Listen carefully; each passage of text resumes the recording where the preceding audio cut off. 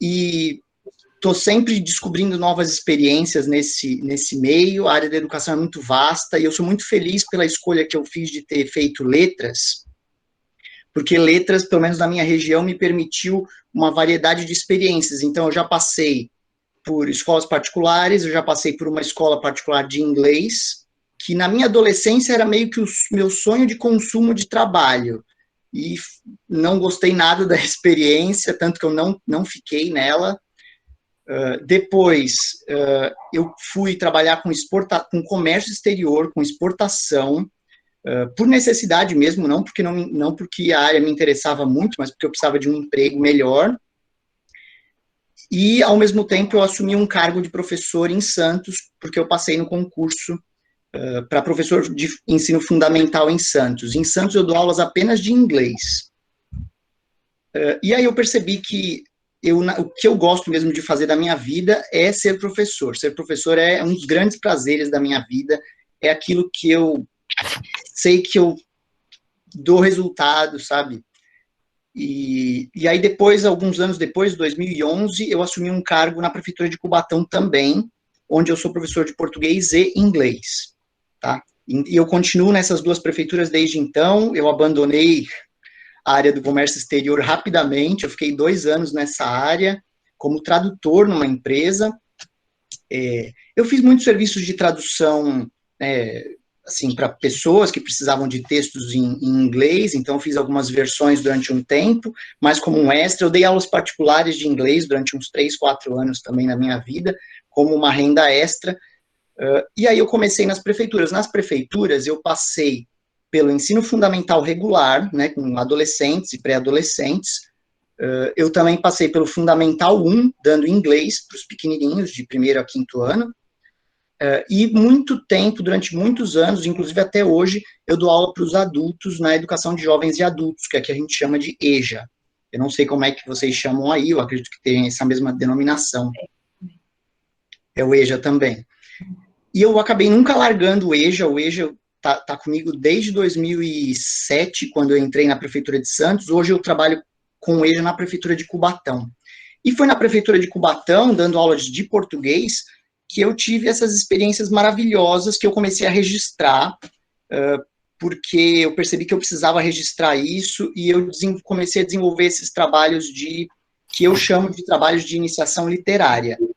O que eu entendo como um trabalho de iniciação literária? É apresentar para o aluno que ele pode se tornar um escritor, que é possível esse aluno pequenininho, que está escrevendo, está fazendo suas primeiras redações, né, crescer para ser alguém que escreve por prazer, alguém que escreve para trabalho, alguém que produz literatura. E eu fui fazendo isso de uma forma muito natural, por conta do meu amor pela literatura, pelo meu amor à ficção, à fantasia em geral. Mas hoje eu não vou falar para vocês sobre esse trabalho de escritor, tá? Não é o foco da nossa aula. Eu vou contar sobre uma experiência muito boa que eu tive em 2014, com um projeto chamado Memória Local, tá? Que foi uma iniciativa da Prefeitura de Cubatão, não foi uma iniciativa minha, eu fui um mero participante, mas eu gostei tanto dessa experiência que eu acabei fazendo um bom registro dela, tá? E é isso que eu vou compartilhar com vocês hoje aqui. Tudo bem?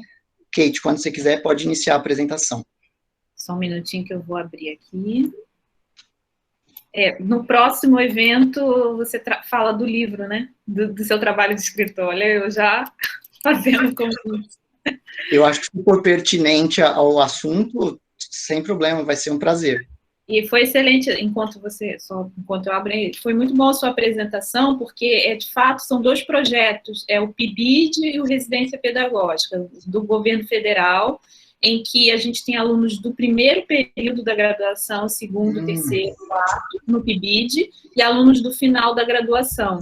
Porque a ideia é que esses alunos, eles se insiram no início da graduação e depois também no residência, na escola, para valorizar, né, essa experiência, para entender o que é ser professor, para refletir sobre isso.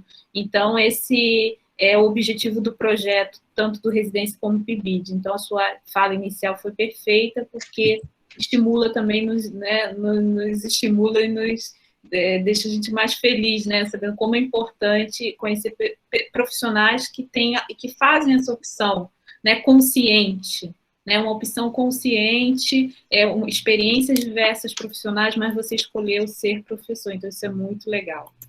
Vou colocar aqui. Eu estou vendo aqui que a Marília está aí. Oi, Marília, que bom vê-la. Faz tanto tempo que a gente não se vê, Marília. E se você quiser me dar alguma forcinha aí no meio da parte inicial que eu conto sobre Cubatão, você tem muito mais conhecimento de lá do que eu, afinal você cresceu lá e é professora de história lá. Então, se eu falar alguma besteira, você, por favor, me corrija, tá? Ó, que legal, bem-vindo. Só mais um minutinho que eu tô aqui. Eu já testei e agora ele sumiu. Só um minuto. Eu fiz ele pelo Google Apresentações. Você tem que abrir ele como uma aba no navegador, pelo que eu entendi. Fiz o download, né? Você fez o download. Fiz. Aí, só um minutinho. Eu já tinha testado. Só eu vou abrir no Google. Sem problema. Eu testei antes de você entrar, funcionou, mas essa é a nossa... Ah, agora sim.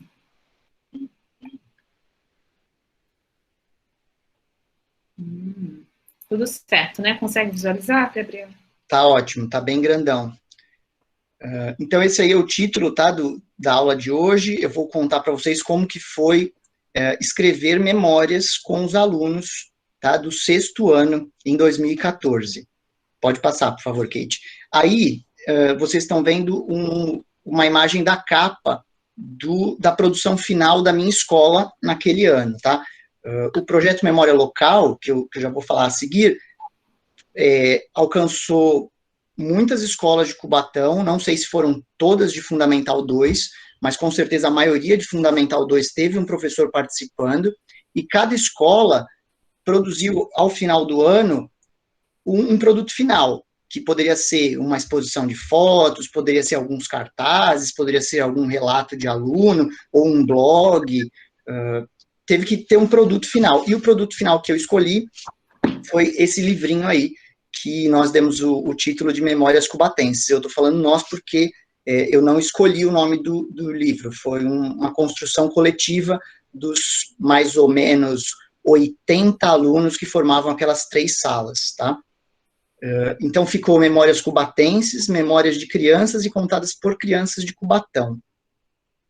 E é um livrinho que reúne mais ou menos 35 textos, tá?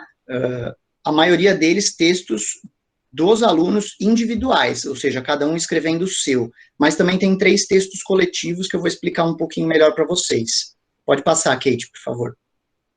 Mas antes de falar do meu produto final, né, da construção desse livro, eu preciso situar vocês sobre o que é Cubatão, onde está Cubatão, qual é a importância dela para a minha região. Como vocês têm aí na imagem, essa é uma foto da Rodovia dos Imigrantes, que é uma das grandes rodovias que vai de São Paulo a Santos, né, e junto com a rodovia Anchieta. E essas 2 rodovias são muito importantes porque elas cruzam Cubatão, elas passam pelo meio de Cubatão. E quando eu pensei em Cubatão, há muitos anos atrás, assim que eu entrei, eu lembrava de Cubatão como um lugar de passagem. Sempre que eu ia para São Paulo, eu passava por Cubatão, mas eu nunca ficava em Cubatão, nunca tinha nada que eu queria fazer em Cubatão quando eu era criança, por exemplo. Mas eu sempre tinha que passar por essa rodovia aí para ir para São Paulo. E se você for dar uma olhadinha no site do IBGE, vocês vão ver que fala exatamente isso. Cubatão nasceu como um lugar de passagem, tá? Ela começou como um pequeno porto, que era o Porto Geral de Cubatão, que era o lugar onde as cargas saíam do transporte marítimo, né, para os lombos dos burros que subiam a serra pela estradinha chamada Caminho do Mar. Então, a maior parte de Cubatão é cercada pela Mata Atlântica, tá? Então, vocês têm aí uma área verde muito linda em Cubatão, e ela está bem aos pés da Serra do Mar, que é uma serra enorme que separa o litoral de São Paulo da região de São Paulo, né, da região metropolitana ali de São Paulo. Pode passar, Kate. Aí você tem uma foto de Cubatão se eu não me engano, nos anos 20, ou um pouquinho depois disso. Você tem outra foto aqui embaixo de uma das pontes que faz a ligação entre a rodovia Anchieta e a rodovia dos Imigrantes, tá? Pode passar para a próxima, por favor. E aí nós temos a Avenida 9 de Abril, que é a avenida principal da cidade. E por que esse título, né?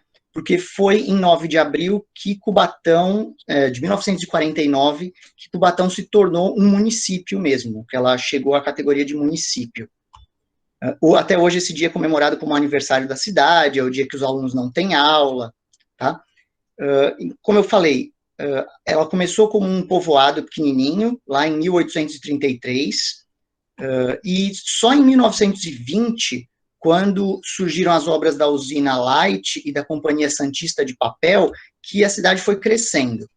Depois, em 1940, quando teve a construção da Via Anchieta, né, da rodovia Anchieta, que ela deu um boom de crescimento.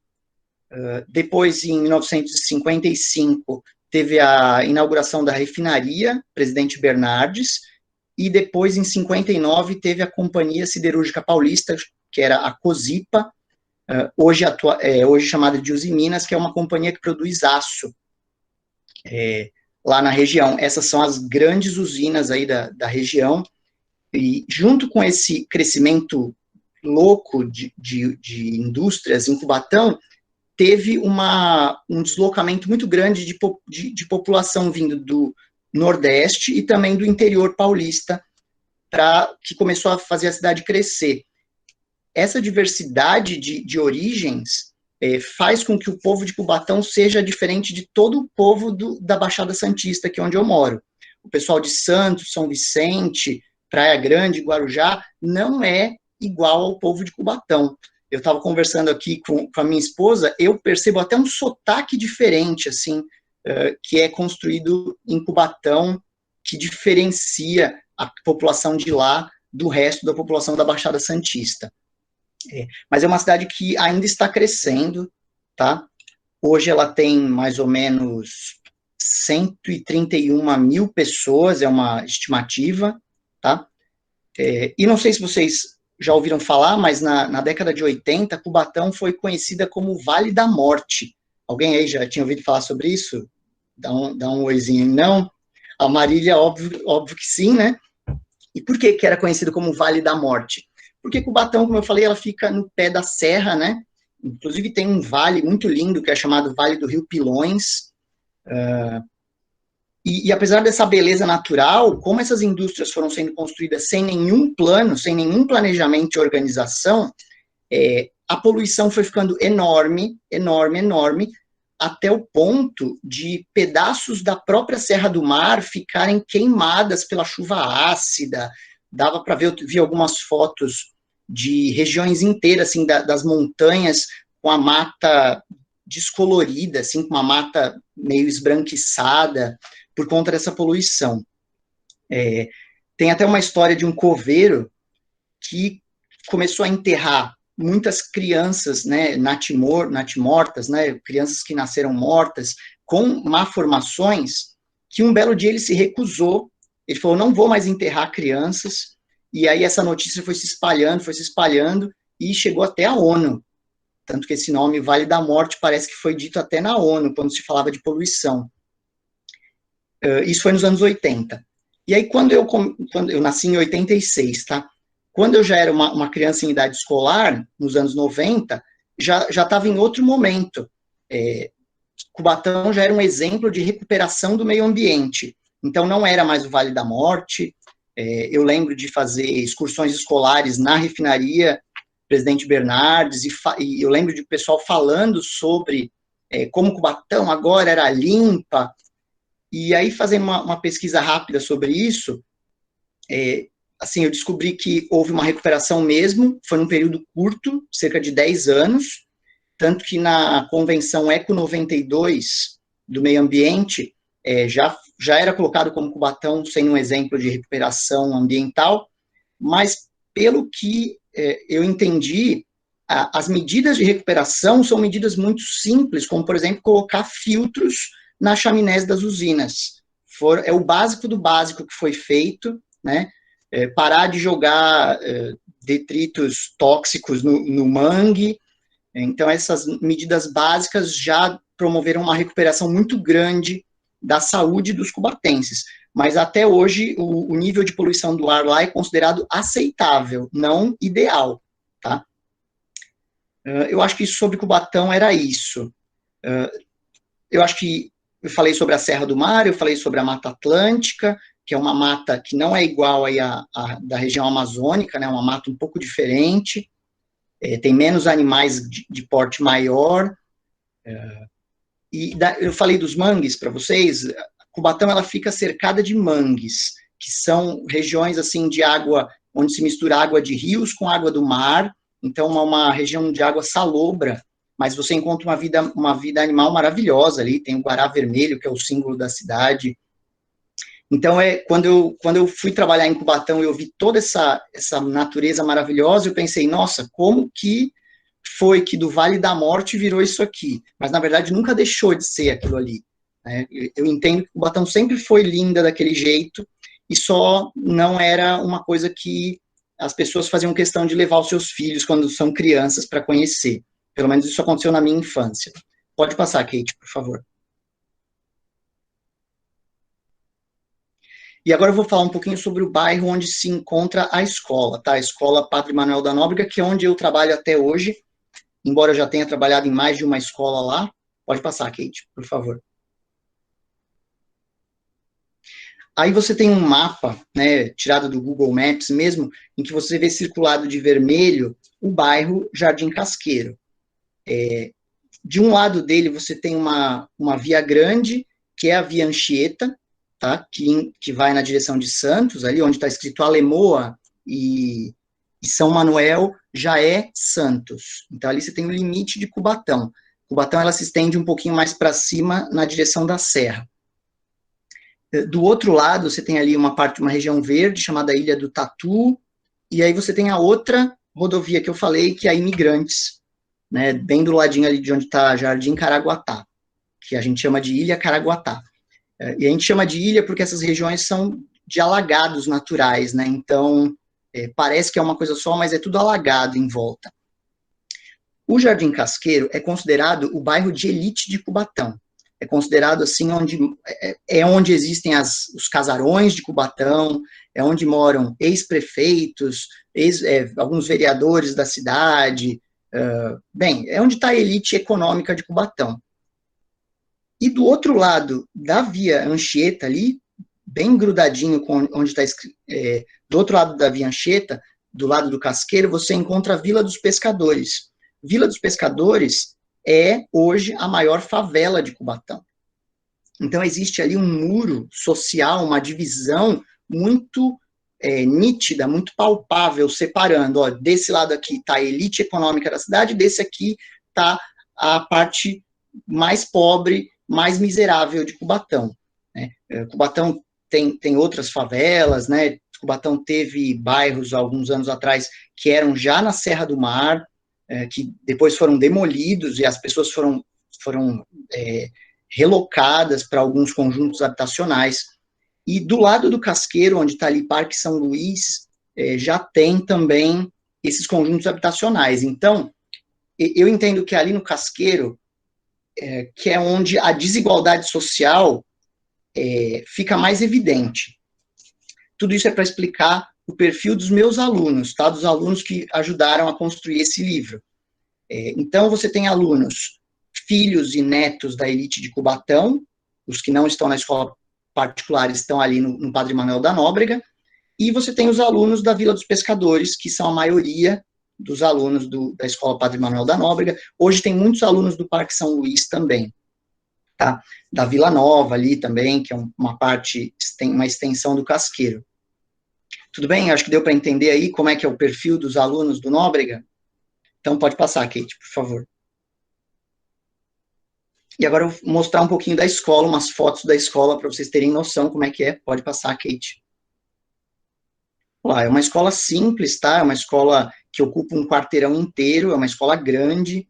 Se eu não me engano, teve uma época que a gente tinha cerca de 1.300 alunos, divididos em divididos em 3 períodos, tá? Elas, desde que eu estou lá, em 2012, que eu entrei no Padre Manuel da Nóbrega, funciona de manhã, de tarde e de noite. Tá? Pode passar, Kate, por favor. Pode passar mais uma. Aí, ó, aí tem algumas fotos da Vila dos Pescadores para vocês terem uma noção de como é que é. Essa é a visão do mangue, né? Do mar ali, do braço de mar. Você vê que as casas são casas de palafita, mas quanto mais você se aproxima da Via Anchieta, já tem áreas que são de casas de alvenaria mesmo. É um bairro que está em atual crescimento, né? Ele está em desenvolvimento, ele está se urbanizando. Mas não existe nenhum plano de urbanização dessa região. Então, a parte do mangue continua crescendo com as palafitas, tá? Eu acho uma região bem precária, e você vê aí pela foto muita poluição, de um lugar que era uma vila de pescadores, né, de gente que vivia originalmente do mar. Pode passar, Kate. E como que começou esse projeto, né? Esse projeto me foi apresentado, assim, ó, professor Gabriel, esse ano teremos um projeto chamado Memória Local, que é uma parceria entre o Museu da Pessoa e a Prefeitura de Cubatão. Quem quiser pode fazer parte das formações e ver do que se trata. Me foi apresentado dessa forma, assim, bem livre, e eu tive interesse em conhecer o projeto, ver qual era a proposta. Eu não conhecia o Museu da Pessoa na época. O Museu da Pessoa, ele é um instituto preocupado com as memórias individuais, por isso o título, né, Museu da Pessoa. E ele tem um acervo digital de memórias, que você pode colocar suas memórias, ou você pode relatar as memórias de alguém.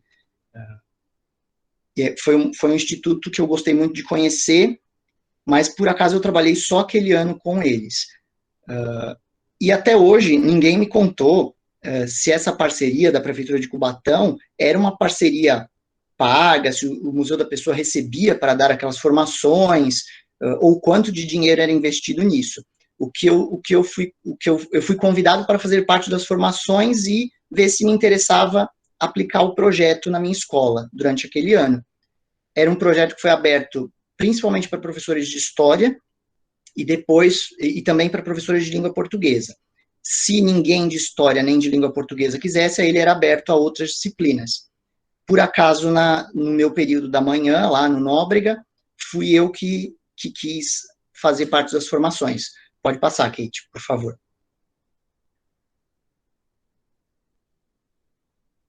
Então, aí é um apanhado meu, tá, sobre o projeto.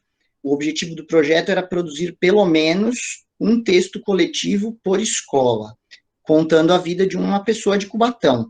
E esse texto coletivo seria inserido no arquivo digital do Museu da Pessoa. Aí vocês talvez estejam se perguntando, como assim um texto coletivo?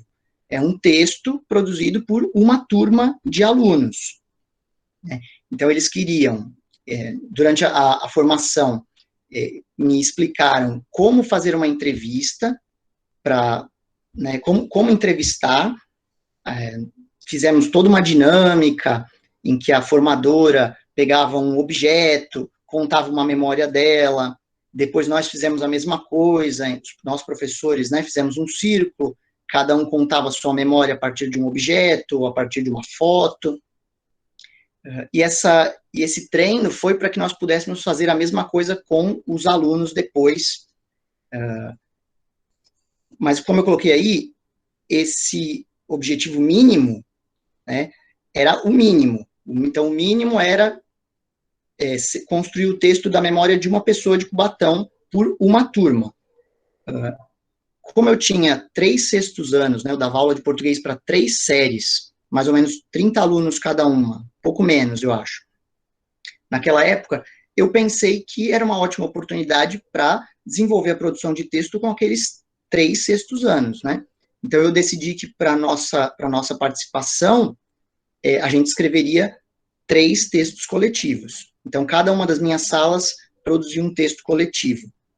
O objetivo secundário era socializar, no final, uma exposição com as produções de cada escola, tá, que participou do projeto. E isso realmente aconteceu. No final, eu vou mostrar algumas fotos para vocês. Os professores, como eu falei, a metodologia, os professores receberam 3 formações, fizeram 3 encontros. No primeiro, foi abordado como fazer uma entrevista e como estimular a memória de uma pessoa, né, para que ela contasse numa entrevista. E depois, os outros 2 momentos foram para a organização do nosso trabalho, para ver como estávamos desenvolvendo essas entrevistas e o registro dessas entrevistas, para nos encaminhar para o produto final, para a exposição. Pode passar, Kate. Então, agora eu vou mostrar para vocês um pouquinho dos textos coletivos. Como que eu escolhi, como que foi feito isso? Primeiro, eu reproduzi exatamente a dinâmica que nós fizemos na formação. Eu peguei um objeto, mostrei para os alunos, contei uma história da minha vida para eles, e eu pedi para que na aula seguinte eles fizessem isso. Lógico que os 30 não fizeram isso, acho que deu tempo de fazer uns 10, 12, não deve ter chegado a 30, mas quem quis, fez. Eu estou falando de cada turma, hein? Lembrando que eu fiz isso com 3 turmas. E esse foi o primeiro momento. Depois, num segundo momento, eu instruí como eles deveriam se comportar fazendo uma entrevista. A gente leu, montou perguntas para entrevistar a pessoa que a gente ia registrar a memória dela. Eu passei para eles todas as instruções que eu recebi na formação, que são instruções assim que falam sobre cordialidade, sobre educação, sobre deixar o entrevistado à vontade. Então, eu lembro como era importante que as perguntas fossem abertas, que fizessem o entrevistado falar à vontade e não responder sim ou não. Tá? E aí chegou o momento de escolher quem nós iríamos entrevistar, né? E foi difícil chegar nessa resposta, porque se eu perguntasse para a turma, vocês querem chamar alguém da sua família para vir aqui ser entrevistado pela turma inteira, muitos queriam fazer isso. E aí eu tive que tomar uma decisão muito prática. Eu pensei em pegar uma pessoa que os alunos conhecessem e que vissem diariamente, mas não tivessem uma relação muito próxima, por não ter tempo de conhecer melhor a pessoa. Então, eu escolhi 3 inspetores de alunos. Não sei se vocês aí de Manaus, chamam a pessoa que guarda os corredores da escola de inspetores de alunos, mas é assim que nós chamamos. É um cargo importante nas escolas daqui, de São Paulo. Sem os inspetores de alunos, as escolas não funcionam, tá? Porque você tem caos nos corredores, principalmente na troca de salas, né? Quando um professor sai de uma sala e vai para outra, sempre tem uma desorganizaçãozinha, um aluno querendo beber água, correndo, outros querendo mandar um recadinho para o amigo da outra sala. Então, eu considero a figura do inspetor de aluno central para o funcionamento das minhas escolas, de todas as escolas que eu já trabalhei. Sem falar que eles são grandes parceiros meus, né? Quando eu preciso ir pegar um material que eu esqueci no armário, ou pedir um dicionário, pedir para abrir uma sala que eu esqueci de pegar a chave que eu vou levar aos alunos, os inspetores me ajudam demais. E naquele ano eu tinha 3 inspetores maravilhosos trabalhando comigo, então eu fiz um sorteio e acabou que cada um dos 3 inspetores seria o entrevistado, né, por cada uma das minhas 3 classes. Pode passar, Kate, por favor. Aí você tem 2 artes de 2 alunos, o Luciano Calvino e a Jennifer, da primeira dessas 3 figuras, o inspetor Oswaldo, que era muito querido pelos alunos.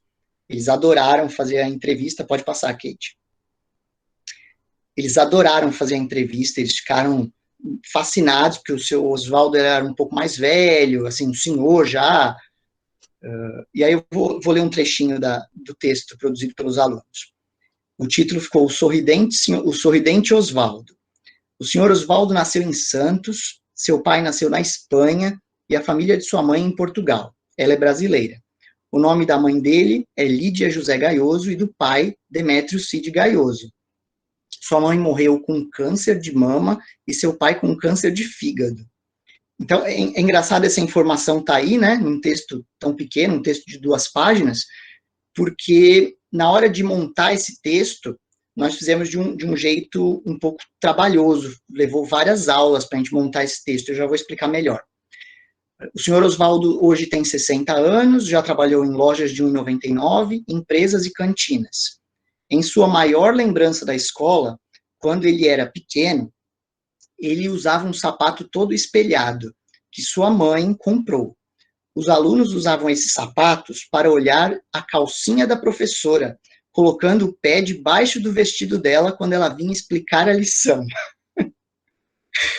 Então, como que... Isso é só o começo do texto, tá? Depois eu vou deixar o link aqui no chat para vocês verem o PDF completo do trabalho. E como que foi construído, né, esses textos? Pode passar, Kate, que eu vou ler os pedacinhos, aí eu falo melhor. Aí você tem uma arte da inspetora Patrícia, pode passar. Vou ler aqui um trechinho da biografia da Patrícia.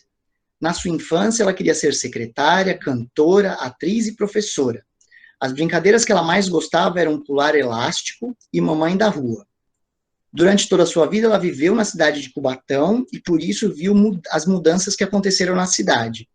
Antes tinha um cinema que fechou, deixando a cidade sem cinema. Mas hoje existe outro, que se localiza no Parque Anilinas. Ela lembra de pegar o trem no lugar que hoje é a Estação das Artes. Hoje em dia, ela mora em Cubatão e está fazendo faculdade para ser professora de matemática. Enquanto isso, Patrícia trabalha como inspetora de alunos na Escola Padre Manuel da Nóbrega, que fica no Casqueiro, em Cubatão. Ela é uma inspetora muito boa e educada, que é brava, mas também é legal com os alunos e professores. Patrícia ainda gosta de brincar hoje em dia com seus filhos. Acho que por esse trechinho, vocês conseguem perceber o quanto, por um fragmento de memória dessa pessoa, dá para se ter uma noção da história e do desenvolvimento da cidade. Então, quando os formadores, em especial a Márcia, foi a formadora do Museu da Pessoa, nos explicou que a memória, a história oral, ajuda, é importante, é central para um desenvolvimento de uma noção histórica de uma região inteira, eu acho que foi um acerto muito grande do projeto, ensinar os alunos a coletar memórias, porque eles não só tiveram acesso a essas pequenas histórias, mas através dessas pequenas histórias eles puderam começar a formar um panorama de histórias maiores, que é a história da região, a história da cidade onde eles vivem. Eu, quando criança, nunca tive uma oportunidade de fazer nada parecido com isso.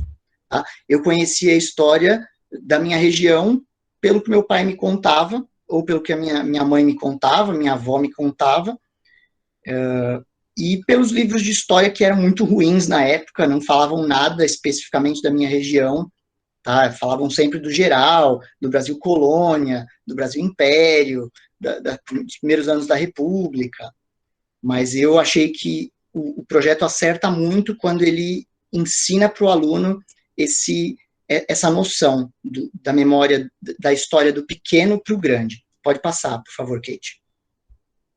Aí vocês têm a arte do Wanner, tá, que é o terceiro inspetor. Eu acho que eu tinha que mostrar fotos deles para vocês poderem ter uma noção de como esses pequenos de 11 anos fizeram um trabalho incrível de pegar assim, os traços mais importantes do professor, do inspetor, e colocar nas ilustrações deles. Pode passar, Kate, por favor. E aí também tem mais um trecho que eu achei legal mostrar para vocês. Ó. Wanner foi uma criança que teve uma infância difícil. Ele foi criado pela mãe e pela amiga da mãe. O pai dele trabalhou como maquinista de trem e a mãe como faxineira. Quando era adolescente, Wanner foi até o lixão com seu irmão catar alumínio para vender. Ele foi pego pelos guardas, e seu irmão, que era menor de idade, se entregou para eles. Ele e o irmão foram levados para a delegacia, e até ameaçados de morte.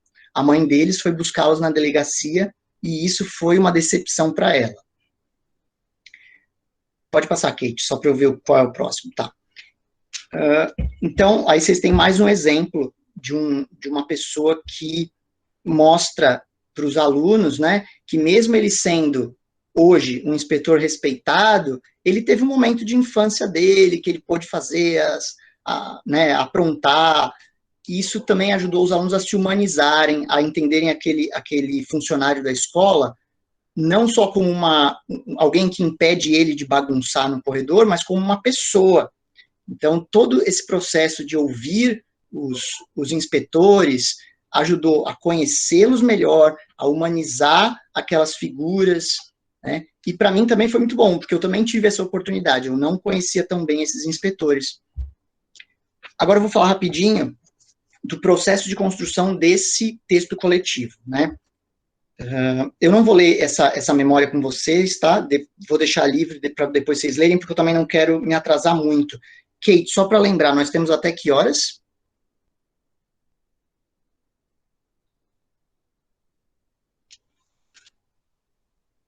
Espera aí que eu não estou vendo. Temos até... Estamos com tempo de sobra. Fica à vontade. Tá, mas eu vou tentar terminar... Se quiser encerrar em mais de 10, 15 minutos. Tá, eu vou tentar me ater, então, 10, 15 minutos, para vocês perguntarem também. Tá bom.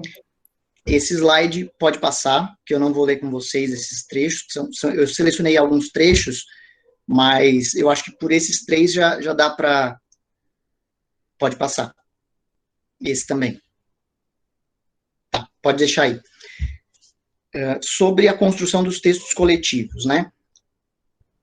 Fizemos um círculo, os alunos já estavam instruídos de como se comportar na entrevista, eles já estavam com as listas de perguntas que nós construímos antes, e, naturalmente, eles foram perguntando, cada um, uma pergunta, o inspetor ou a inspetora foi respondendo de forma livre, numa conversa, assim, o mais natural possível. Lógico que os alunos tentavam não interrompê-los, né, mas eles queriam interromper, é natural os alunos se empolgarem e tentarem interromper, né, dizer o que eles acham daquela história. E aí o meu trabalho era dar uma segurada para que eles não passassem do limite, não atrapalhassem a contação. Feito isso, na mesma, né, para a aula seguinte, eu já pedi para que eles escrevessem tudo que eles lembravam da entrevista. Um detalhe importante é que nós fomos instruídos a, se possível, gravar a entrevista. E isso já faz 7 anos, né, gente? Então, eu não lembro com tantos detalhes assim, mas eu lembro que eu decidi não gravar as entrevistas, mas, assim, eu prestei bastante atenção, eu tentei anotar algumas informações, porque eu sabia que os alunos teriam dificuldade, né? E era uma turma grande. Eu sei que durante essas próximas aulas, que cada um escreveu a sua versão da biografia do inspetor ou da inspetora, eu fui dando uma força com as informações que eles esqueciam, por exemplo, data de nascimento, nome da mãe, nome do pai, mas aí cada um fez o seu. Eles me entregaram, né, sem uma correção prévia, eles me entregaram do jeito que eles fizeram, eu olhei, selecionei os trechos que eu achei que eram centrais, muitos trechos mesmo. Lá eu percebi que cada um lembrou mais de uma coisa, mas que muitos lembravam da mesma história, que nem a história do sapato espelhado, para ver a calcinha da professora, era um trecho da entrevista que quase todo mundo falou.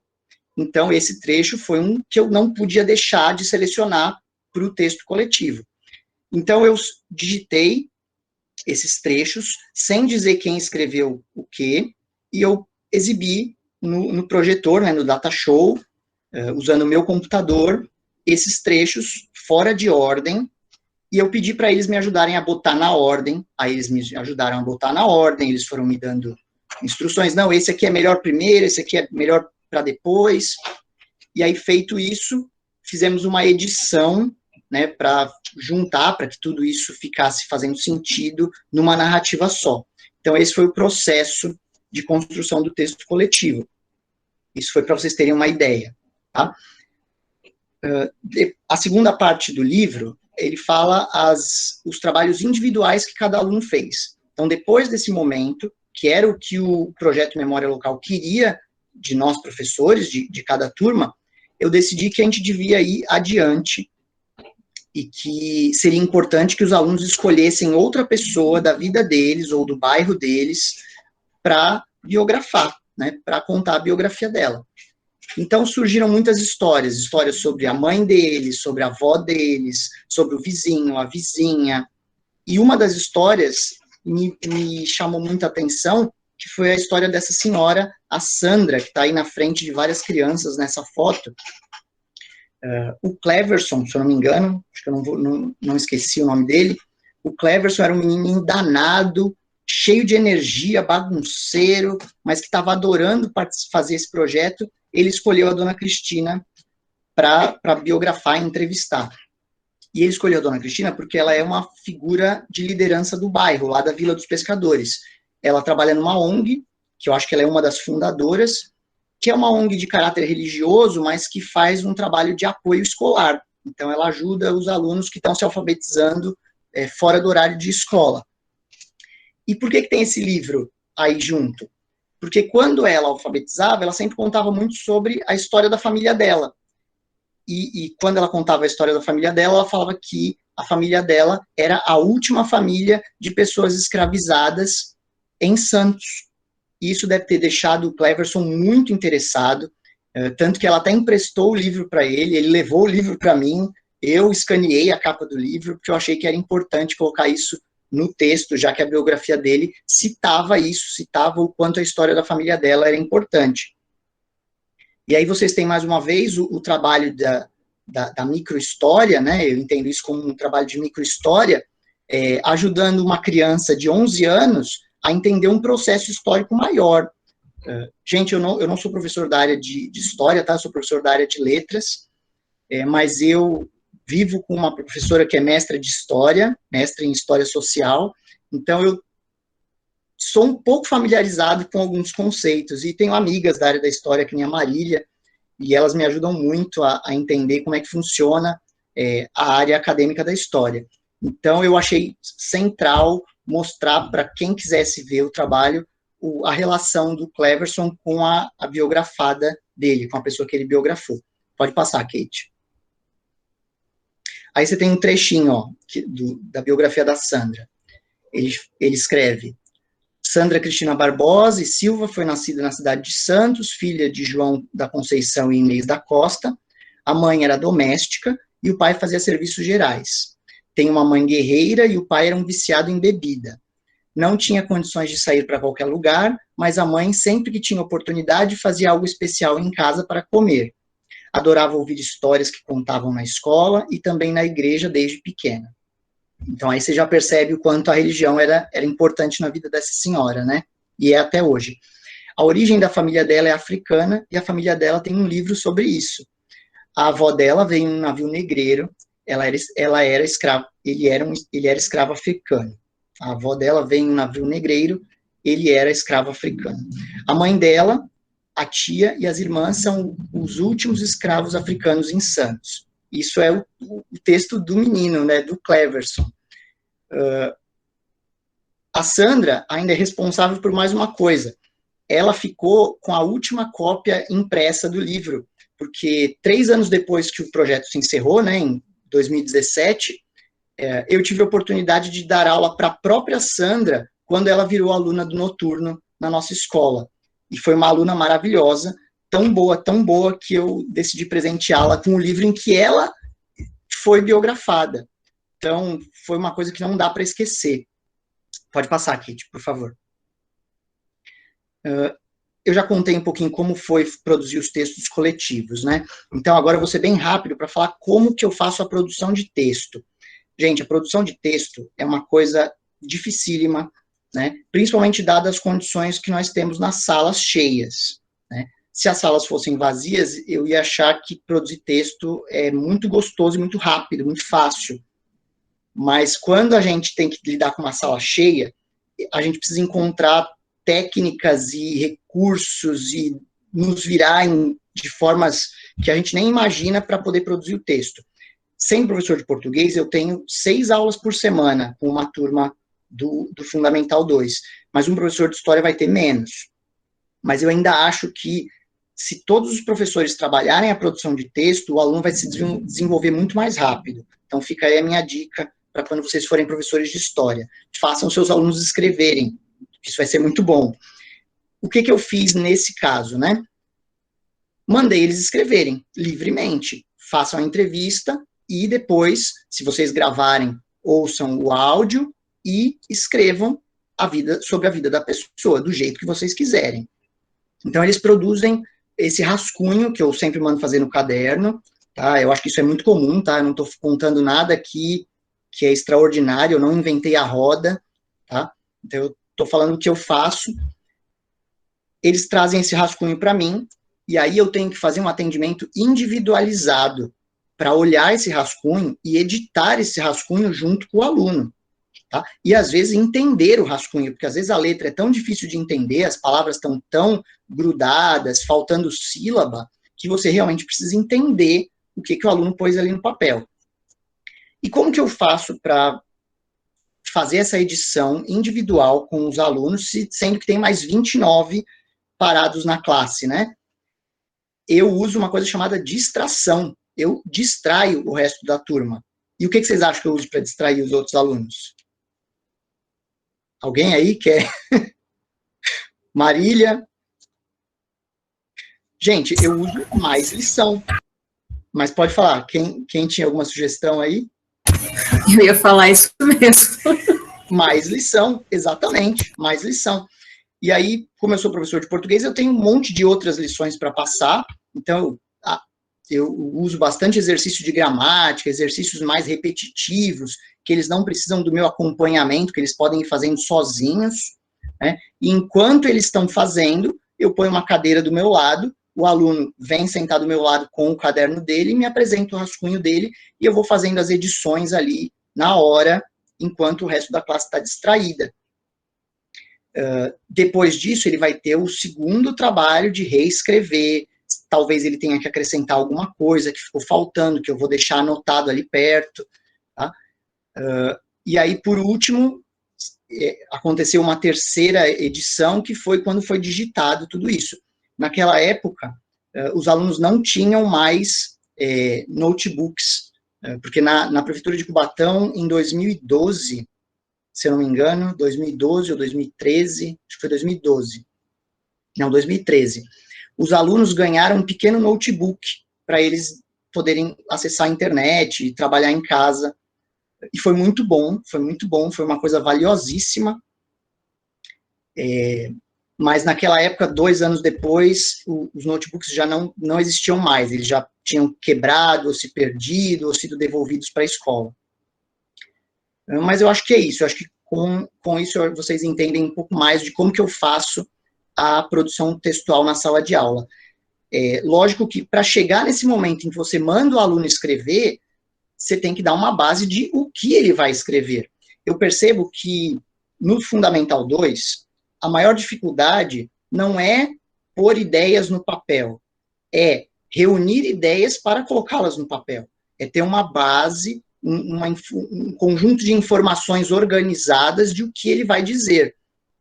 Então, numa matéria de ciências, se ele vai escrever sobre determinado, sei lá, grupo de animais que ele vê na região dele, talvez precise ser feito um trabalho de pesquisa prévio para ele ter uma noção do que ele vai pôr no papel. Em português, eu sempre preciso embasar o aluno, até para escrever ficção. Quando eu peço para um aluno escrever ficção, antes de mandar ele escrever qualquer coisa, eu tenho uma conversa prévia com a turma sobre o tipo de história que nós vamos criar. Por exemplo, quando eu peço para eles escreverem uma fábula, a gente fala das características da fábula, a gente tem que ler várias fábulas primeiro, e aí eu dou um roteiro de ideias que eles precisam reunir antes de escrever a fábula. Então, aí eles anotam as ideias na forma de respostas de algumas perguntas que eu ponho na lousa ou que eu mostro numa folha, e com essas perguntas, antes de escrever, eles já sentam do meu lado individualmente, me contam uma prévia dessa história que eles vão escrever, e eu discuto com eles as ideias dessa história, as reviravoltas da história, o desfecho da história, porque muitos deles têm uma noção do que eles vão contar, mas não sabem o final. Se eu percebo que o aluno já tem uma ideia, está empolgado e vai sozinho conseguir escrever até o final, eu nem converso com ele. Eu pergunto, você já sabe o que você vai escrever? Você já está com as ideias prontas? E aí ele fala, eu já tenho, então ele está dispensado dessa fase, ele já vai para a fase de escrever. Mas se ele não está com as ideias organizadas, eu sento ele do meu lado, a gente conversa e organiza as ideias. Então, é um processo longo, trabalhoso, mas que eu acho que vale muito a pena ser feito, tá? Pode passar, Kate, por favor.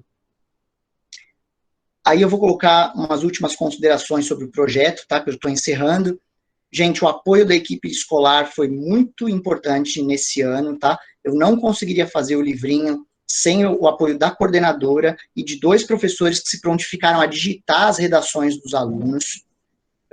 O tempo de desenvolvimento. O projeto levou um ano inteiro, começando em fevereiro, mais ou menos, e a entrega do produto final em dezembro. Isso quer dizer que em novembro eu tinha que estar com tudo pronto para imprimir. Eu acho que foi um tempo bom, dado o objetivo do projeto, mas se tivesse sido feito em 2 anos, ou em 1 ano e meio, a gente teria feito um livro maravilhoso, sabe? Que possivelmente a gente ia achar uma editora que quisesse publicar, dada a relevância que poderia ter tido. E a exposição dos produtos finais eu vou mostrar nas fotos agora. Kate, por favor. Então, ó, vocês veem aí uma foto do ônibus, os alunos indo assistir a exposição, né? Eles não montaram sozinhos a exposição. Quem montou a exposição na minha escola foi a coordenadora, que levou os cartazes e os livros para expor.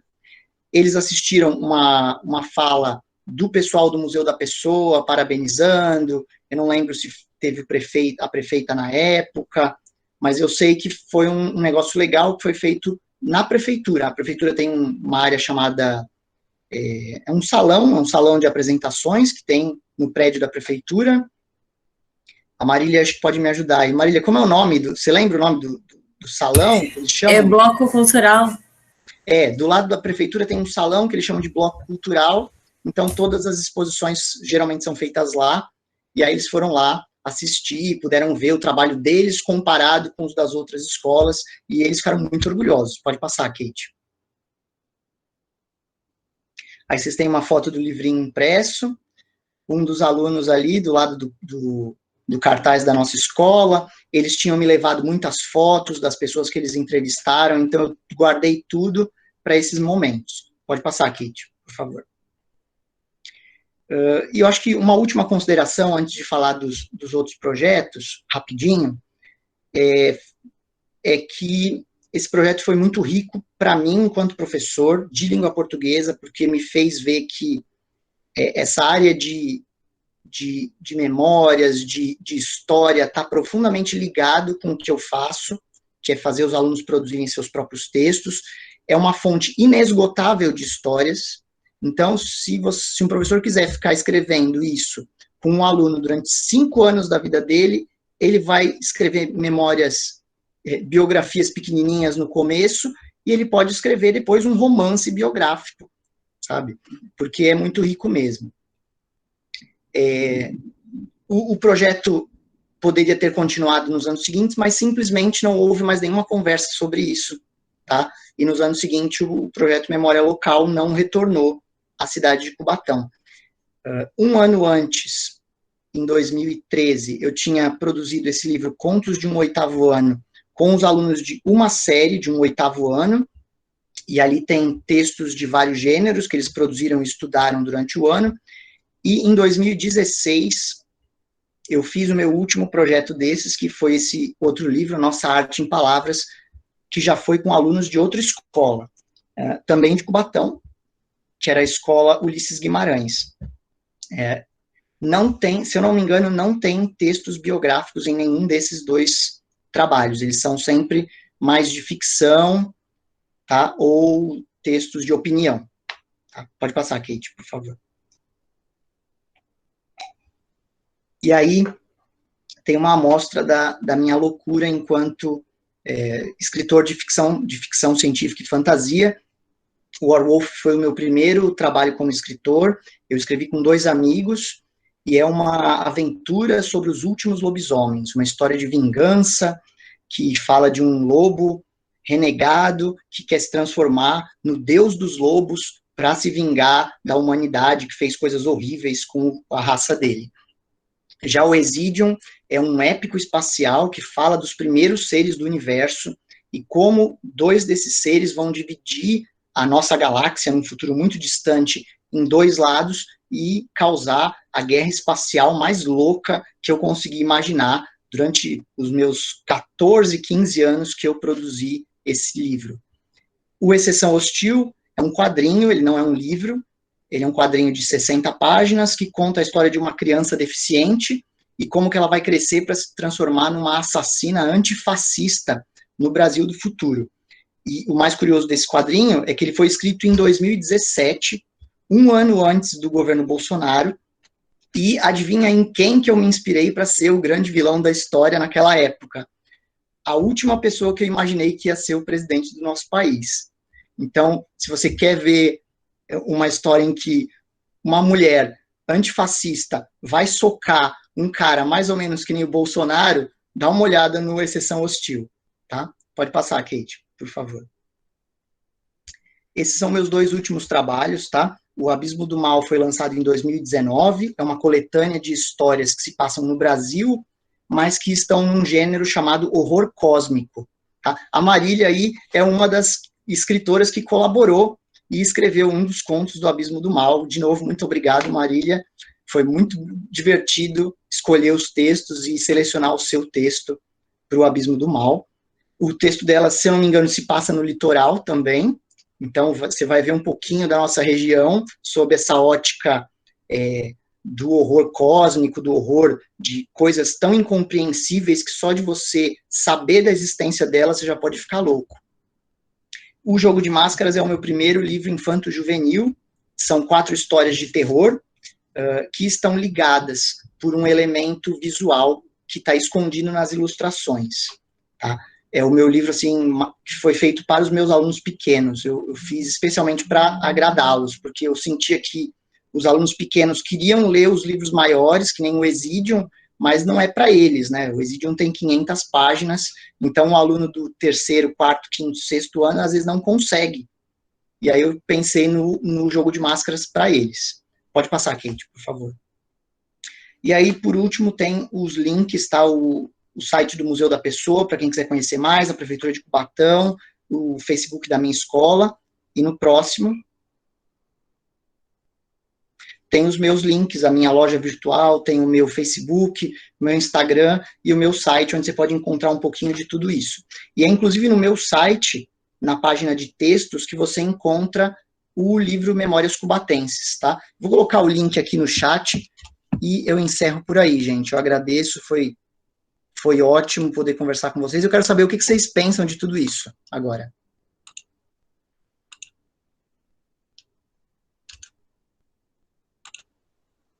Fantástico, Gabriel, fantástico. Eu fico sempre muito surpreendida, muito impressionada e feliz com a capacidade dos nossos colegas professores fazerem tantas coisas ao mesmo tempo. Então, eu fico muito feliz com a sua discussão. Nosso último evento com o professor João, ele trazia essa dimensão da importância da história local, né? Para trabalhar com as crianças, principalmente. Então, e a sua apresentação complementa um pouco da discussão que a gente fez naquele momento, como é importante, né, resgatar, para nós historiadores, como através de um tema, né, de uma local, você conseguiu instrumentalizar, você não é historiador, mas fez muito bem, a sua esposa te apresentou bem a história, né, e suas amigas, porque você trabalhou com história oral, você construiu o texto, então você, de fato, resgatou elementos importantes sem perder a cientificidade, né? Trabalhando com seriedade e conseguindo dialogar com as crianças. Então, fiquei muito feliz com a sua fala, vou abrir para a conversa, né? Também acho que vários colegas, vários alunos podem ter tido ideias também para pensar isso para Manaus, né? Como a gente tem material para trabalhar, né? Então, é muito legal a fala do Gabriel, como nos apresenta diversas possibilidades, né, de desenvolver trabalhos muito sérios, de qualidade, e despertar o interesse dos alunos, né, dos alunos e das alunas. Vamos lá, gente. Vou abrir para aí. Já tem alguém com a mão levantada? Da Adriana? Sua mãozinha está levantada. Nádia? Não? Eu posso falar, professora? Sim.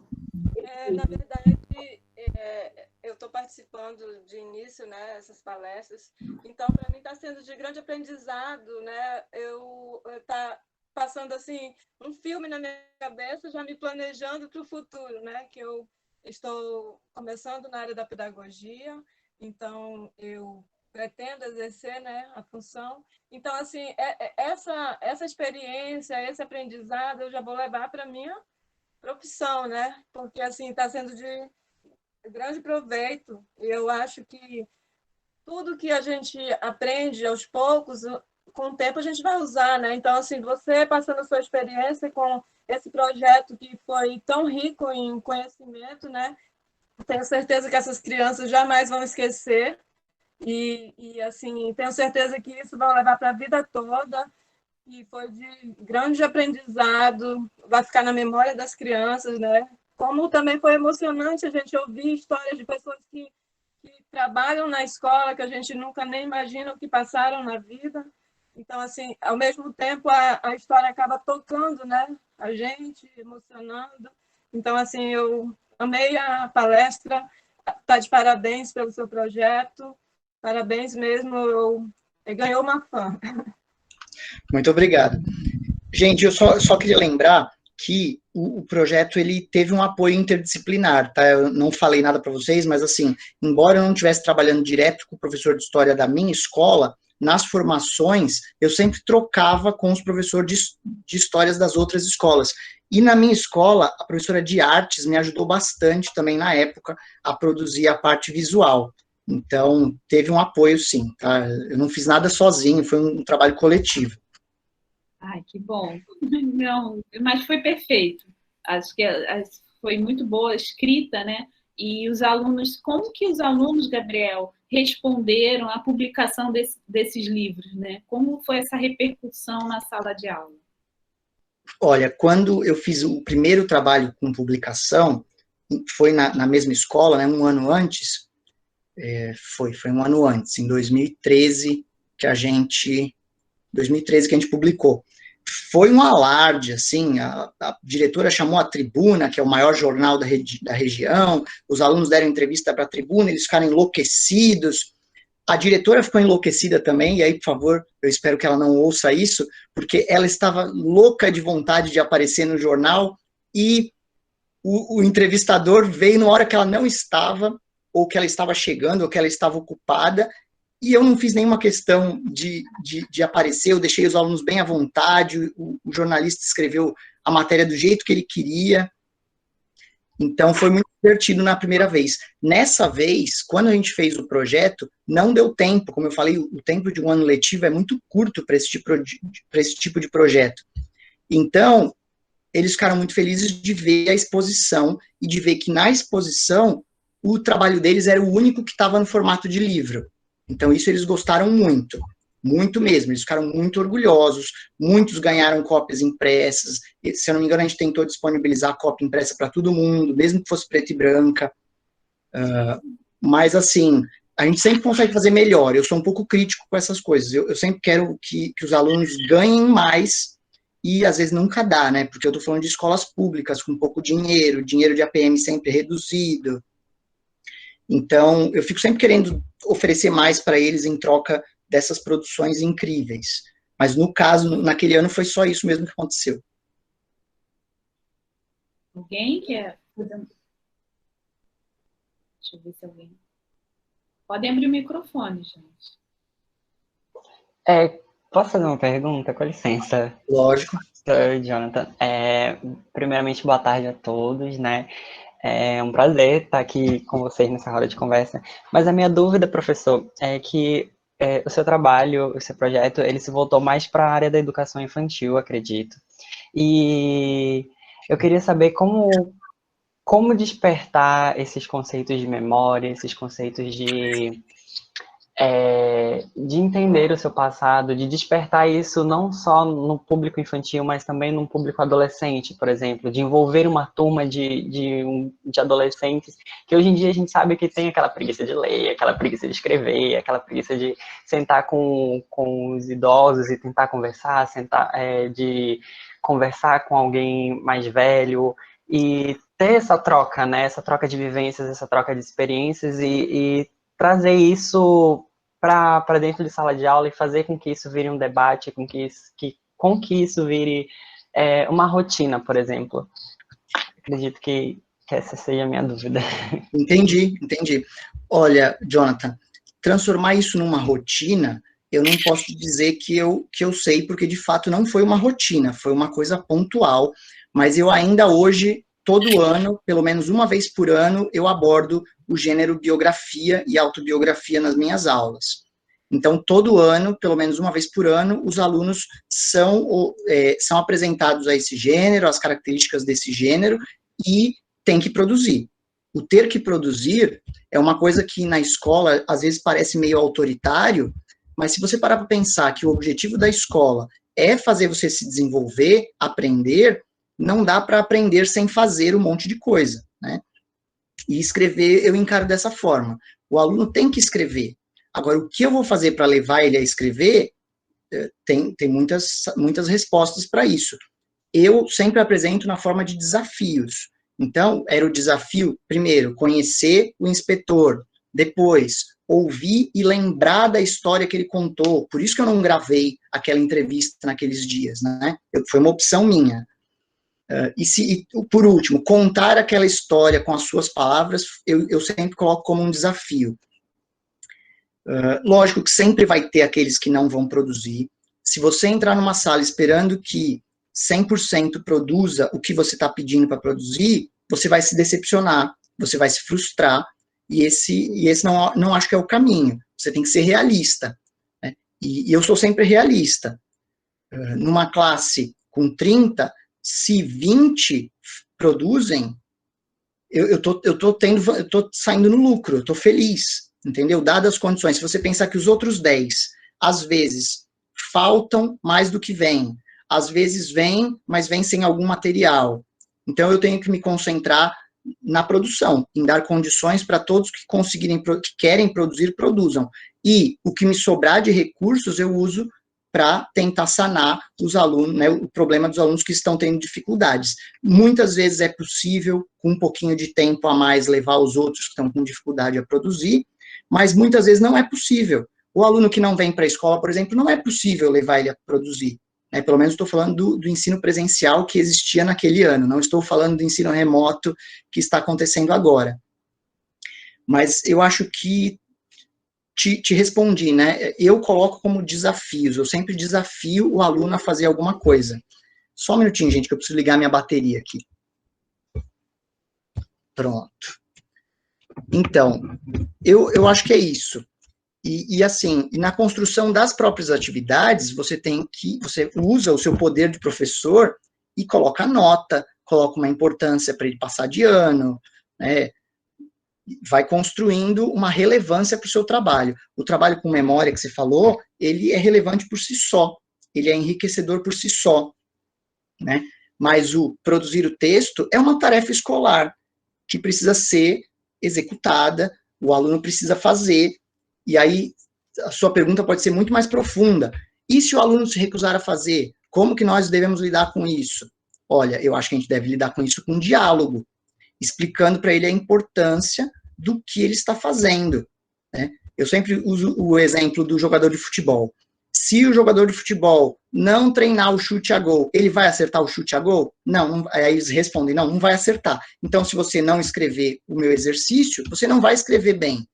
E aí isso ajuda muito o aluno a entender, a ver sentido nas tarefas escolares, que às vezes são chatas e que são colocadas na frente dele. Tudo bem? Tudo bem, muito obrigado, professor. Boa tarde. Que é isso, obrigado pela pergunta, foi muito boa. Alguém? Vamos lá. Enquanto alguém vai pensando a questão, queria só que você comentasse um pouquinho. Eu achei belíssimo os trechos que você apresentou, né? Achei muito interessante o olhar dos alunos em relação aos inspetores, né? E fiquei pensando na família, naquela questão da professora negra, né? Da família de ex-escravos, como que essa discussão, que é interdisciplinar, que é um projeto maior, né? Ela vai trazendo elementos da história local que são extremamente importantes para um contexto, e aí que a questão que eu trabalho, que é a questão afro, né, a história africana, como que esse caminho, né, desse projeto, as características puderam, né, recuperar a memória de uma professora e depois ela foi sua aluna, né? Fala um pouquinho disso, eu achei incrível esse movimento. Assim, para os alunos do noturno, os adultos, eu percebo que muitos deles têm, principalmente lá em Cubatão, eles têm alguma noção da questão racial. Eles têm alguma noção, seja porque eles já sofreram racismo, ou porque eles estão ouvindo pessoas que falam sobre o racismo, ou sobre o combate ao racismo. Mas para os pequenos é realmente um pouco difícil. É lógico que eles, do jeito deles, também percebem o racismo, e conforme eles são apresentados aos fatos históricos, né, eles vão se surpreendendo, muitas vezes, com a crueldade do ser humano, com as coisas horríveis que foram feitas, com as pessoas escravizadas, mas é um trabalho falar sobre isso, discutir isso, eu acho que não é um trabalho de uma atividade só, é um trabalho que tem que permear muitas e muitas disciplinas e muitas atividades. Naquele ano do projeto, 2014, foi um ano muito louco para mim, porque foi o ano que eu lancei o primeiro livro de ficção, foi o ano em que eu estava montando um cineclube na escola, e eu lembro de, naquele ano, perto de novembro, assistir o filme Besouro com eles no cineclube. Eu levei uma professora para conversar com eles na exibição do filme Besouro, que eu não sei se vocês conhecem, mas é um filme maravilhoso, né? Então, assim, eu via outros professores também fazendo trabalhos sobre a questão étnico-racial, e esses trabalhos vão se complementando, até que uma hora o aluno absorve essa questão, e tudo que ele absorveu na escola, por ser um conhecimento organizado, ajuda ele a lidar com as próprias dificuldades dele mesmo em relação ao racismo, seja porque ele sofre, seja porque ele comete atos racistas, né, que é uma coisa comum também. Então, acho que foi dessa forma, com muitos trabalhos picados ao redor dessa questão, que a gente desenvolve isso. Pois é, que fiquei pensando numa fala uma vez que eu ouvi de um professor da filosofia da UNB, que trabalha com a filosofia africana, que ele dizia assim, olha, é muito complicado iniciar o curso de graduação, tendo que explicar durante 3 aulas o que a África existe, que a África não é um país, que o racismo existe.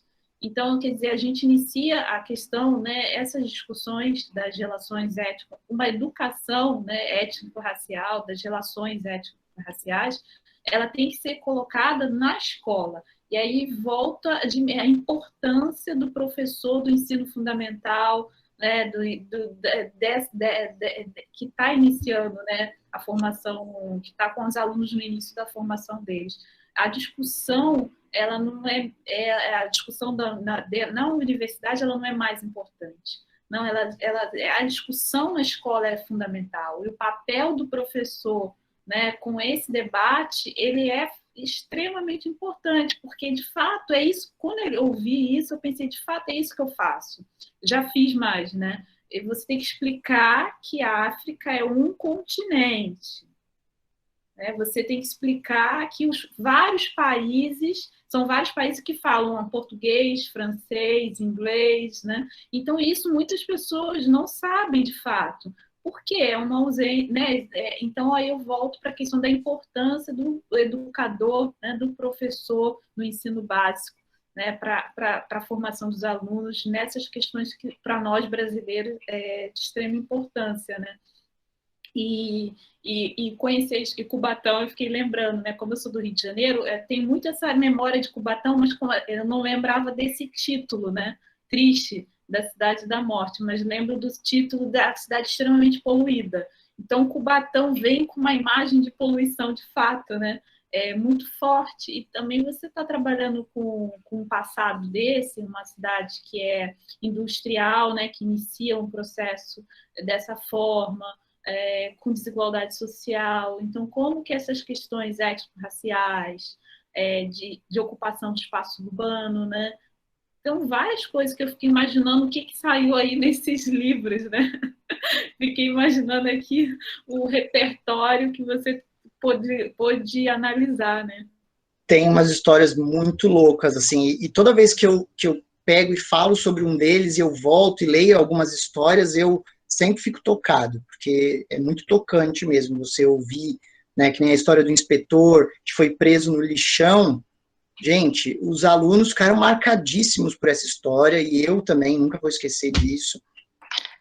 Mas é isso, gente, é um trabalho de formiga que às vezes é muito recompensador, sabe? Recompensa demais, mas não é todo dia. A maioria das vezes é só um trabalho de formiga. Só tô falando isso para quem vai ser professor, tá?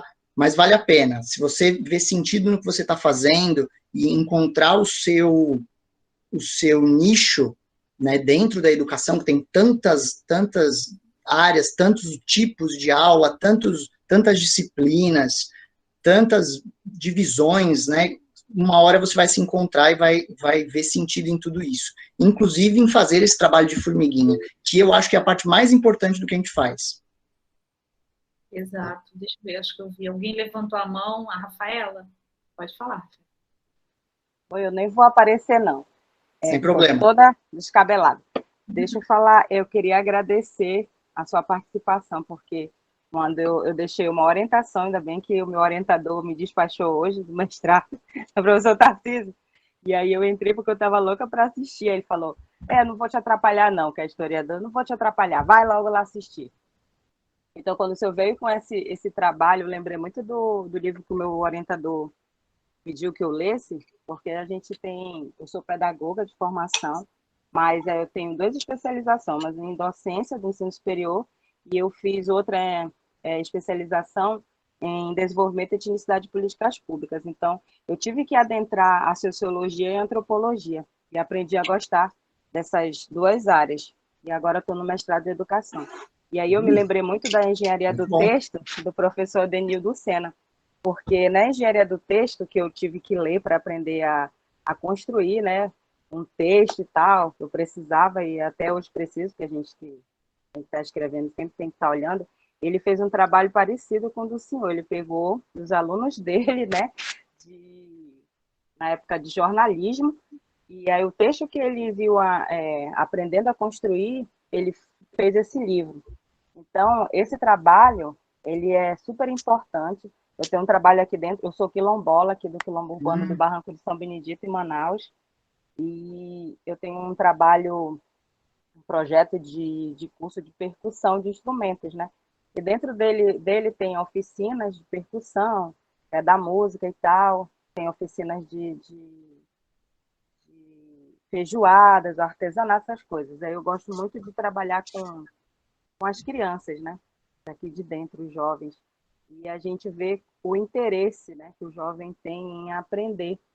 E aí, quando ele aprende, ele fica todo o tempo te pedindo para que, por causa da pandemia, nós não podemos mais fazer o curso, mas eles ficam pedindo que voltem, né, o curso. E aí, eu lembro muito da história, e a gente faz aquela etnografia, né, professora? Eu acho que é etnografia que a gente fala, sobre a memória. A gente tem um trabalho também aqui dentro, que eu faço parte de uma associação das crioulas, como membro fundadora, e que a gente tem gravado tudo que as mais velhas, em 2016, falaram, né? Dessa história da nossa família, né, que foram escravizados e vieram para cá, para o Amazonas, e elas contando, e a gente tem vontade de colocar isso aí no livro. A gente teve que transcrever toda essa memória. Então, a importância que o senhor falou da memória, né, que tem que ter, como pesquisador, aquele olhar de não se intrometer na fala, né, que é o que o senhor fez, ficou moldando a fala dos meninos, porque a gente se empolga mesmo quando está entrevistando, e aí foi muito legal. Eu só quero agradecer a oportunidade de ter lhe escutado, tá bom? Opa, Obrigada. que isso. E se você precisar de alguma ajuda com a parte de revisão ou de montagem, e eu puder ajudar, eu tiver como dar um tempinho para você, vai ser um prazer te ajudar. Me chama aí, entra no meu Obrigada, Facebook. Eu obrigada. posso demorar, mas eu tento. Tá bom, professor. Muito obrigada. Eu que agradeço. É isso. Obrigada, Rafael. Vi mais? Deixa eu ver. Tem John. John, pode falar. Boa tarde, professores. Boa tarde a todos. Eu queria comentar o que aconteceu comigo lá no ensino fundamental. O professor falou das formas de como o professor tem que buscar uma forma de cativar o aluno a escrever. Então, eu quero falar um pouco o que aconteceu comigo lá no 7º ano. Eu tinha um professor de português e ele chegou assim na sala e falou com a gente: gente, vamos escrever um texto? Aí todo mundo ficou assim. É o que eu lembro, tá? Mais ou menos assim.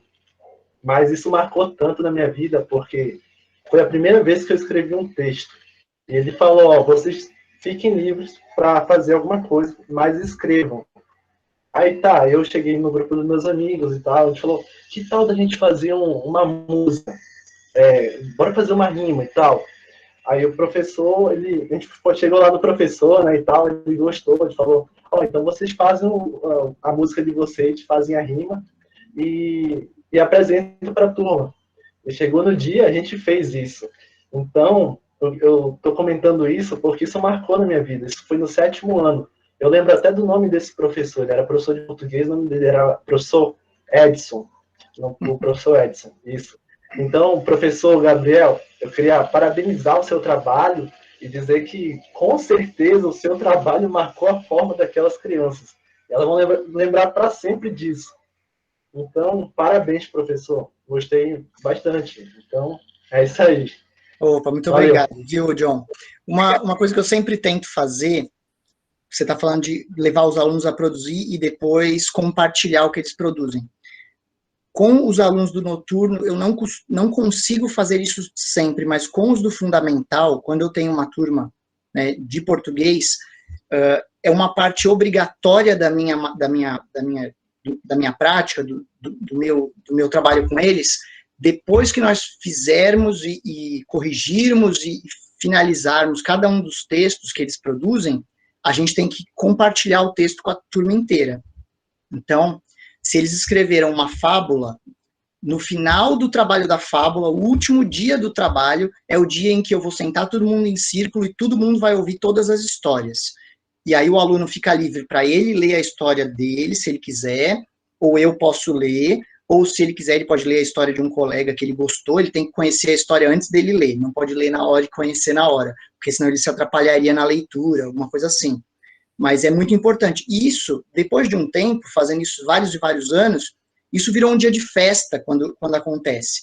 Eu falo para os alunos trazerem refrigerante, e eles sentam e tomam refrigerante ouvindo as histórias uns dos outros. E lógico que tem muitos que não gostam, tem uns que têm vergonha, que começa a zoar a própria história quando ele percebe que a história dele não está tão boa, mas se a gente levar assim com bom humor a coisa, acaba sendo muito legal. No começo eu apanhei um pouco para fazer isso, né? Até você encontrar o equilíbrio de como fazer isso, o tom certo de como fazer isso, ensinar o respeito de ouvir a história do outro, de até fazer críticas positivas e construtivas na história do outro, eu apanhei um pouco. Mas hoje eu acho que eu tenho bastante prática nisso. Eu não vejo a hora de poder voltar a ver pessoalmente os meus alunos para poder fazer isso pessoalmente de novo. Não vejo a hora. Perfeito. Professor, ainda bem que eu estou assistindo essa aula e compartilho os meus pensamentos da nossa colega Rafaela Silva, que ela falou. Graças a Deus que eu estou assistindo essa aula, porque, assim, isso nos faz pensar, nos faz buscar uma forma de... Por exemplo, eu vou falar por mim. Me faz pensar no meu passado na escola e tal, desde o ensino fundamental. Eu sempre fico pensando nisso. Como que eu busco uma forma, como eu faço para, no dia que eu chegar numa sala de aula, no dia que eu for dar a minha aula, como que eu faço para melhorar aquilo que não foi passado para mim? Como que eu faço para tentar melhorar a didática para o meu aluno? Então, eu gostei do seu projeto e, mais uma vez, parabéns, professor. É isso. Você vai conseguir, você vai construir o seu jeito de ser o professor que você quer ser. É só você persistir e ser crítico com você mesmo, que você vai conseguir, sim, vai ser legal. Espero que seja tão bom para você quanto está sendo para mim. Temos aqui a Marília e a Kátia. Marília, seja bem-vinda, Marília. Você levantou a mão ou foi a Rafaela? Não, foi a mãozinha da Rafaela que ainda está levantada. Então, é a Kátia, a professora Kátia. Boa tarde a todos vocês. Né? Seja bem-vindo, Gabriel. Né? Prazer conhecê-lo. Eu acabei de entrar na reunião, na verdade eu estava em outra reunião. Né? Então, me atrapalhei um pouco com os horários, porque a reunião pedagógica lá coincidiu com a nossa reunião. Eu estava observando os comentários, né, e as perguntas dos alunos, né? E quando a Kate falou da questão de como levar para as crianças, né, principalmente nós que trabalhamos na base, né, na base da educação fundamental, ensino médio, a gente vai falar sobre África, e é um assunto que eu estou tratando agora com o 7º ano, que é justamente África, né? E a gente vai dar o conceito, o que é África, o que é preconceito, até onde vai o teu preconceito. E a gente faz vários questionamentos com as crianças, porque quando a gente fala sobre África, a gente já fala, lá de onde vieram os escravos. Não, de lá não veio nem os escravos, eram pessoas que foram escravizadas. A gente tem que esclarecer muito bem esse ponto, porque na mente deles, na cabecinha deles, eles acreditam que as pessoas que vieram da África já vieram escravas, né? Então eles falam, lá de onde vieram os escravos. Não é isso, a gente tem que explicar muito bem isso. Essa questão, né, da leitura e da escrita é um construto, né, contínuo que a gente tenta fazer com os alunos para que eles... Porque até mesmo nós temos nossas dificuldades na hora da escrita, né? Na hora de formular pensamentos. E eu aprendi com a literatura, que eu tenho formação em história, mas eu também estou formando em língua portuguesa, né? Daqui a um tempo.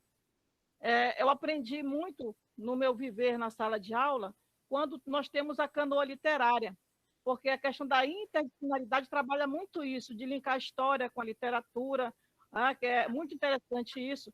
E os meninos, quando chega a período da canoa literária no ensino médio, é uma festa na escola, porque a gente vai lá e escolhe, olha, a obra é livre, vocês vão escolher a obra que vocês quiserem trabalhar.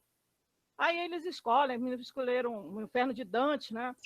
Outros escolheram Alice no País das Maravilhas, e eles fazem as salas temáticas, não só salas temáticas, mas também como eles representam, eles vão ler a obra, conhecer aquela obra e vão pôr em prática, atuando. E isso é muito interessante porque faz com que os jovens se interessem pela literatura, pela leitura. Tá? Eles passam a ter o contato com a literatura, com esses clássicos. Olha, onde já se viu uma turma de 2º ano chegar e atuar, né? Ler Inferno de Dante e botar em teatro. Tá?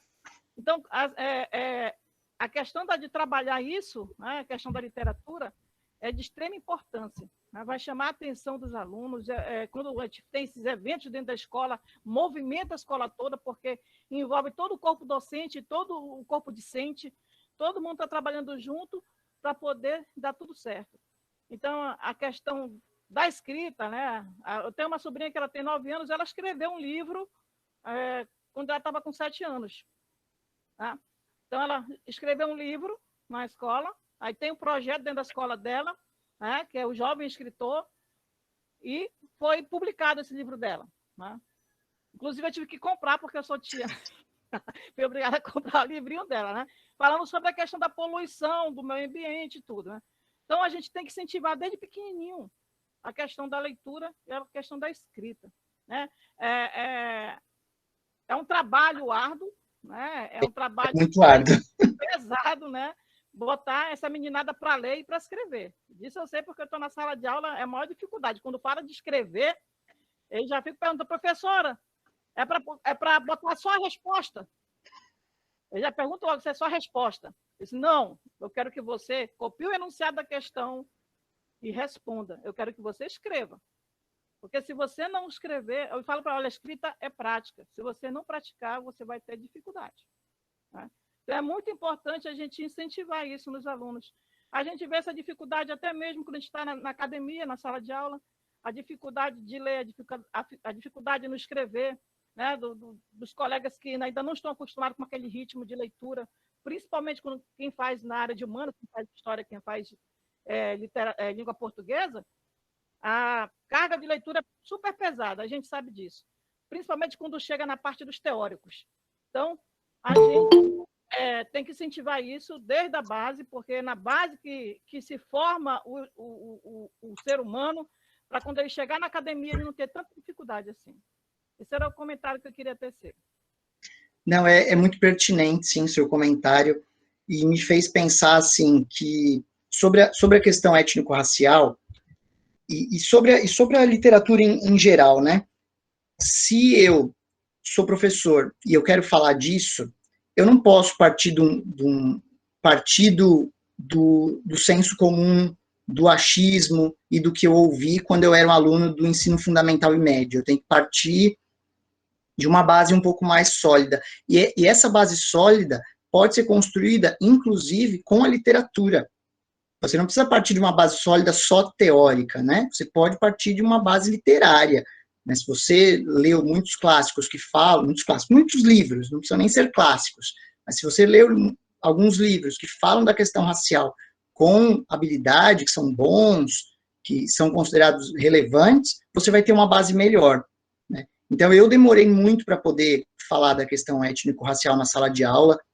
Eu sou professor desde 2006, como eu falei, mas eu acho que eu só fui falar disso lá para 2011, porque eu não tinha um arcabouço teórico e bagagem cultural para falar disso. A faculdade não me deu esse arcabouço e a bagagem cultural. Eu tive que construí-la naturalmente nas minhas relações, nas minhas relações com a literatura. Então, se você quer ser um bom professor que sabe falar de livro, de literatura, você tem que ler literatura. E eu ainda acho que dá para desafiar aí os colegas que vão ser professores. Eu sei que deve ter pouca gente de língua portuguesa aí, mas se tiver alguém de língua portuguesa, se você quer que o seu aluno escreva, eu te desafio a escrever também. Escreva alguma coisa, escreva um conto, escreva uma poesia, escreva uma história da sua vida, uma biografia de alguém, não precisa ser nada gigante, pode ser uma coisa pequena, que te faça viver a experiência do escrever, para que seja um pouco mais natural você proporcionar essa experiência do escrever para o seu aluno. Esse eu acho que é o meu grande trunfo. Como eu gosto de escrever ficção, eu gosto de criar as minhas histórias, esse é um trunfo que eu tenho para usar na hora de ensinar o meu aluno a escrever, ou de desafiá-lo, pelo menos, a escrever. Tá? É isso, gente. Se ninguém tem mais nenhuma pergunta, eu estou muito satisfeito com a nossa conversa, eu gostei bastante desse bate-papo, tem bastante gente aqui, eu estou bem feliz. Muito obrigada, Gabriel. Estamos muito felizes, todos, né, todas aqui com a sua apresentação. Vários comentários no chat, dando os parabéns. Pessoal, tem a lista de presença, está lá, e tem os links que o professor apresentou nos slides. Eu copiei e colei. Opa, isso é legal. Então, acompanhe o professor no Facebook, né, no site, e tem trechos, né, do seu livro, né, Gabriel? Muito bom. Se fosse em áudio. Tem trechos e tem contos meus lá que vocês podem usar, inclusive, para trabalhar com alunos na sala de aula, se vocês quiserem. Perfeito. Muitíssimo obrigada, fico muito grata por você aceitar o convite. Esse evento, eu me sinto assim, feliz, porque eu acho que o evento, as pessoas que eu convidei dialogaram, assim, se conhecerem, e eu acho que os colegas que comentaram, né, sobre a importância de estar aqui presente, eu acho que é gratificante para nós, professores, para vocês, alunos, então essa parceria que está fluindo muito bem, né? Então, aguardem notícias dos próximos eventos, aguardem mais umas semaninhas para a gente preparar todos os certificados, que são muitas pessoas.